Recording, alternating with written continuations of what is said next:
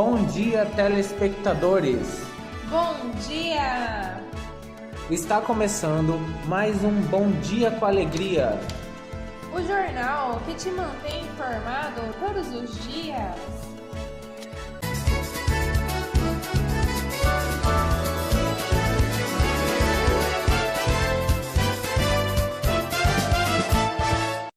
E agora, vamos começar com os destaques do dia.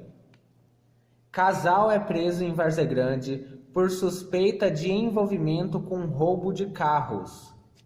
Pessoas com deficiência enfrentam barreiras para circular em locais de lazer. Festas das Nações reúne gastronomia de vários países em Rondonópolis. Copa Centro-América e Campeonato Brasileiro são destaques do esporte. E agora vamos seguir com mais um episódio do quadro Pergunte a um Profissional.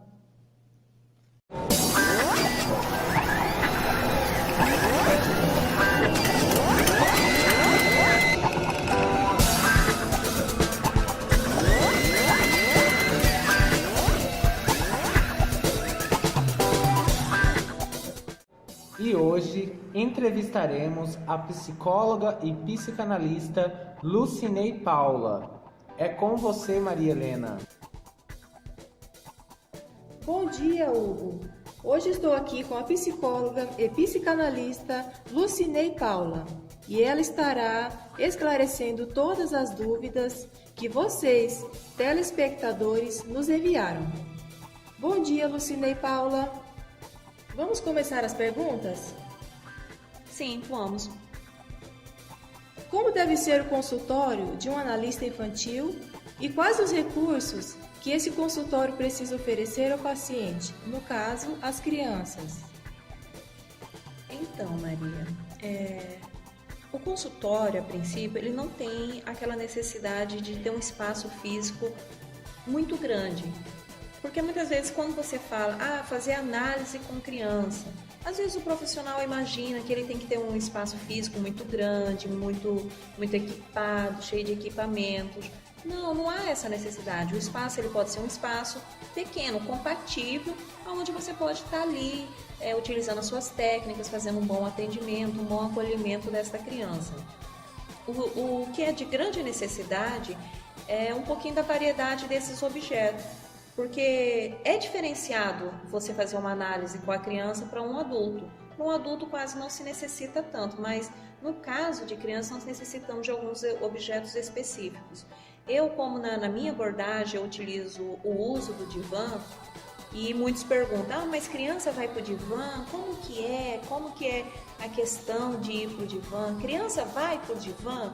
Então, eu vou esclarecer algumas dúvidas, não foi essa a pergunta que você me fez, mas eu vou incluir aqui nessa pergunta, na minha resposta.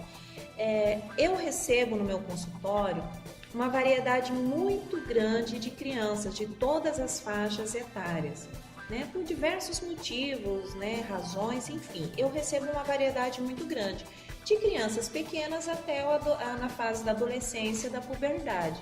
Aí é aquela questão, criança vai para o divã? Não. Mas como eu atendo também, não só crianças, eu atendo também adolescentes, e quando eles vão passando por essa fase da puberdade, alguns às vezes, já tem um grau de maturidade um pouquinho, elevado, e às vezes eles acabam utilizando do dispositivo do divã. Então não há essa necessidade de um espaço muito grande. O que necessita mesmo é de um bom acolhimento e um espaço compatível para este atendimento, que foi o que eu acabei de ressaltar agora para você. O que é necessário para ser analista de criança? Então, Maria, primeiro tem que ser, tem que ter a formação, no caso, psicologia, psicólogo, analista, terapeuta. E segundo, gostar de criança. Porque não tem como você escolher cuidar do público de criança, atendimento de criança, se você muitas vezes não tem aquela transferência, aquele acolhimento, aquela paciência para brincar com criança, porque Para ser analista de criança, você tem que conhecer o Power Ranger, você tem que conhecer os super-heróis do momento, o Capitão América, você tem que conhecer as meninas superpoderosas, tem que conhecer a Mulher Maravilha, né? Como nós vemos. Porque como que você vai ser analista de criança se você não estiver dentro do universo da criança? Mas o que é este universo da criança? O universo da criança é você trabalhar no campo da fantasia, no campo do simbólico. Então nós temos que trabalhar com isso. Mas como que eu vou trabalhar com isso? Através dos brinquedos. Elas chegam até no consultório, ali tem todos esses objetos ali preparados para acolher, para estar exercendo para mim, para que eu possa estar fazendo este atendimento. Tem que gostar de conhecer historinha, tem que gostar das revistinhas, de jogo, porque, ou seja, você tem que estar em sintonia, em conhecimento neste campo, neste universo que esta criança ela vive. E hoje, como nós vemos na internet, existe muitas coisas que a criança ela tem acesso, já não é mais como aquelas crianças como antigamente. Então hoje elas têm grande acesso, têm grande conhecimento, tem crianças que chegam no meu consultório, é incrível a gama de conhecimento que elas chegam até lá. Então se você não tiver um pouquinho de conhecimento da dama, do xadrez, e de repente você pode pular a amarelinha também, viu? De repente, se o teu consultório tiver o espaço, pode chegar uma criança lá e falar assim, vamos pular a amarelinha? Vamos pular a amarelinha, porque ali ela está me dizendo algo, ali tem algo que representa para ela naquela brincadeira. Então não existe essa brincadeira que fala assim, essa brincadeira não convém. Não, convém, porque aquilo ali está falando da criança, ou seja, do mundo dela, do universo dela e o que significa para ela. E temos que estar atento a isso. Muito bem. Como podemos observar através da sua entrevista, a senhora tem uma clientela muito grande de crianças em seu consultório. Como é o primeiro contato com os responsáveis dessas crianças? Geralmente eu atendo os pais. Eu não tenho o costume de atender o primeiro contato os pais juntamente com as crianças. Então, quando esses pais chegam até o meu consultório, eles vêm ou por causa de um problema, ou uma enfermidade, e eu acabo recomendando a eles para que eles venham só, sem a companhia dessa criança, para que seja realizada essa primeira entrevista com os cuidadores. Existe caso, muitas vezes, que pode vir, muitas vezes, os dois pais ou os dois responsáveis, né? E às vezes apenas um dos responsáveis dessa criança que chega até o meu consultório. E o objetivo dessa entrevista inicial é conhecer os dados dessa criança, como, por exemplo, qual é o motivo que conduziram esses cuidadores a procurar a clínica, e informações relacionadas à história desta criança. E existe um certo conceito, né, que eu gostaria de aproveitar que o espaço cedido pelo jornal, né, como eu já disse, eu estou muito grata, e trazer alguns esclarecimentos que muitas vezes os pais não procuram o profissional da psicologia porque eles têm aquele receio assim, eles vão me investigar, eles vão ficar querendo saber se eu cuido bem ou se eu cuido mal, como que é a minha casa, como que eu sou. Não, eu quero deixar aqui bem esclarecido que não é esse o intuito nosso profissional da psicologia, nosso analista, não é o nosso intuito.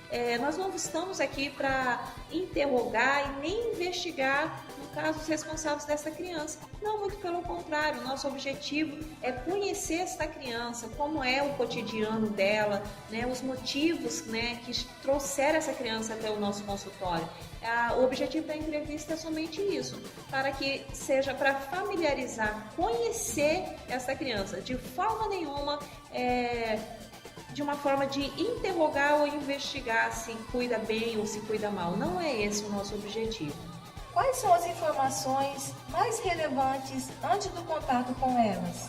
Então, o que é de maior relevância, Maria, no caso, como eu vinha falando, é o motivo da consulta. O que levou esses pais, né, conduzirem com essa criança à procura, no caso do profissional da psicologia. O segundo é a história dessa criança. Por exemplo, como transcorre o dia da sua vida atual, como exemplo, um domingo, um feriado, o dia do seu aniversário e como é a relação dos pais entre si, com os filhos e o meio familiar. Essas são as informações mais necessárias para que, no caso, o terapeuta venha conhecer sobre essa criança. A princípio, são as perguntas que geralmente eu faço no meu primeiro atendimento. Em relação à história de vida da criança, o que é importante o analista saber? Então, Maria, em primeiro lugar, é importante que saiba algumas notícias de como foi o início da vida da criança em questão. A reação emocional dessa mãe, ao anúncio que estava grávida, se foi uma gravidez desejada ou acidental, de como foi a gestação e o parto. Após essas informações, nos interessa saber a lactância, se foi materna, se o bebê tinha um bom reflexo de sucção.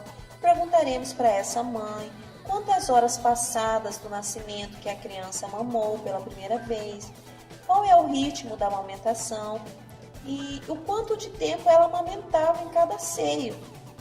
E é de grande utilidade que se saiba também a forma como essa mãe acalmava essa criança, quando ela chorava e como ela reagia quando ia alimentá-lo e ela negava.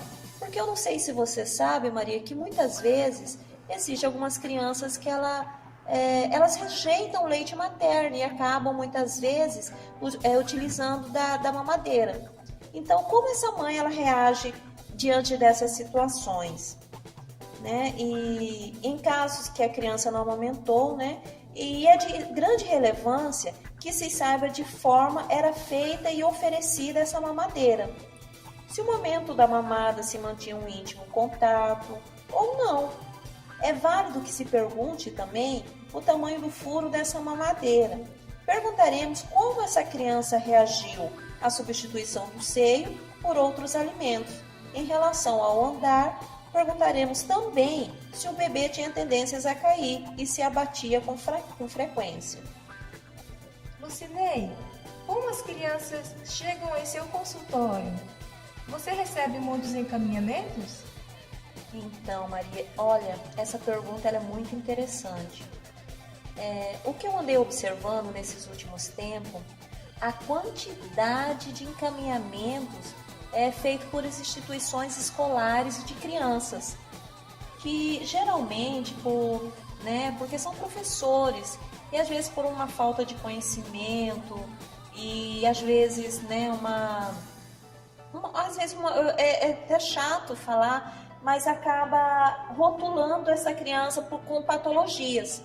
Recebe inúmeros encaminhamentos, já literalmente, como diz, entre aspas, já diagnosticado com TDAH, com hiperatividade. É incrível o quanto vem crianças já rotuladas de instituições, já com um diagnóstico já lá elaborado pelos profissionais, né, da educação, dizendo que essa criança ela não quieta, que ela tem algum problema, que ela deve, quem sabe, tomar algum medicamento. E isso é muito assustador, né? E a gente ressalta sobre isso para que a gente venha tomar um certo cuidado. Criança é movimento, criança ela é energia, ela brinca, né? Então é normal da criança, muitas vezes, ela está no ritmo mais acelerado. E isso muitas vezes está causando alguns estigmas, algumas rotulações para essas crianças, que acabam sendo encaminhadas por essas instituições educacionais, já com alguns rótulos. E isso é muito preocupante. Muito bem, nós chegamos ao final deste quadro. Eu quero agradecer a você, Lucinei, psicólogo, psicanalista, que nos respondeu todas as perguntas que nos enviaram nossos telespectadores sobre psicoterapia infantil. E nós voltamos agora aos nossos estúdios com você, Hugo e Milene. Tchau, até a próxima! O Bom Dia com Alegria está chegando ao final. Vejo vocês amanhã neste mesmo horário. Tenham um bom dia! Tenham um bom dia!